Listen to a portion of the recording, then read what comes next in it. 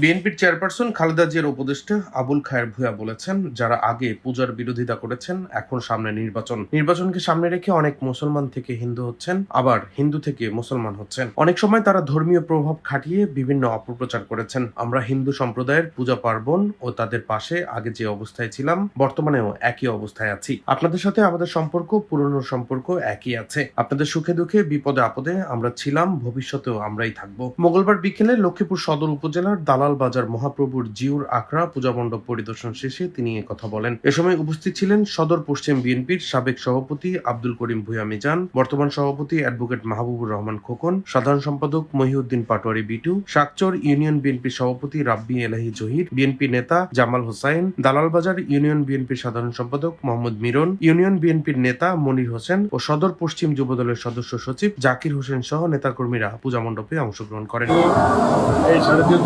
Desk report, Dainik destiny.